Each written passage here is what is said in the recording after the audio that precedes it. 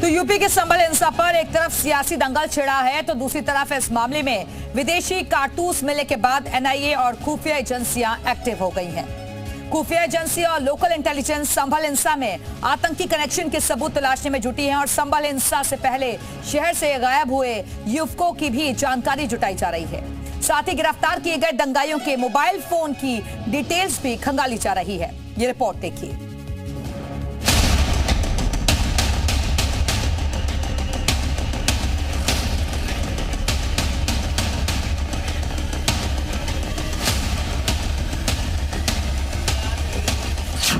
संभल हिंसा का पाकिस्तान कनेक्शन, नाले में कारतूस, नापाक सबूत। यूपी के संभल में 10 दिन पहले जो हिंसा भड़की, सड़कों से लेकर गलियों तक पत्थरबाजी हुई,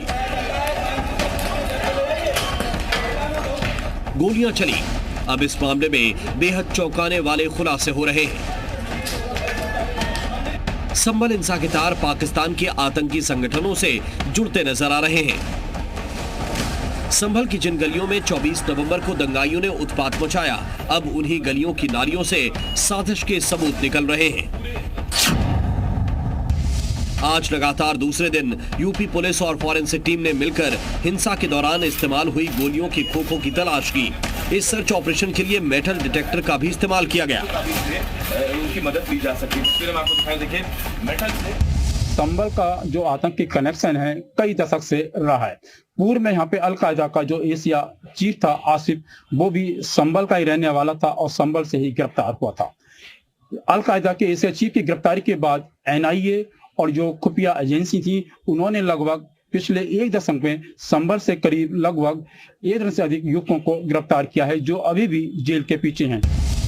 कल भी यूपी पुलिस और फॉरेंसिक टीम ने यहाँ सर्च ऑपरेशन चलाया था, जिसमें 6 खोखे मिले थे। बड़ी बात यह है कि ये खोखे पाकिस्तान ऑर्डिनेंस फैक्ट्री में बने हुए थे। विदेशी कारतूस मिलने के बाद एनआईए और खुफिया एजेंसियां एक्टिव हो गईं और संभल हिंसा में आतंकी कनेक्शन के सबूत तलाशने में जुट गईं।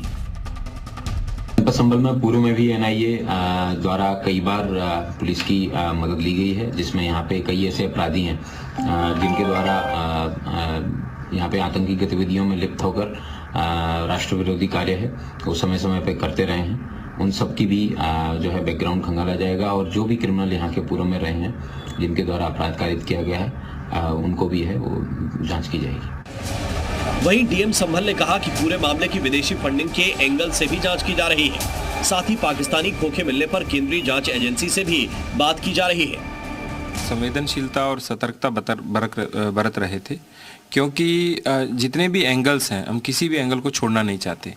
चाहे वो किसी भी प्रकार की आपने बात की कि आर्थिक सहयोग किसी ने किया हो या किसी ने इंस्टिगेट किया हो या अभी पीएफ के जो खोखे मिले हैं उनकी बात हुई हो, तो हम सभी एंगल्स को अच्छे से इन्वेस्टिगेट करके फिर हम किसी न किसी परिणाम तक पहुंचना चाहते हैं। मामले की तह तक पहुंचने के लिए हिंसा के बाद गिरफ्तार किए गए दंगाइयों के मोबाइल फोन की डिटेल भी खंगाली जा रही है।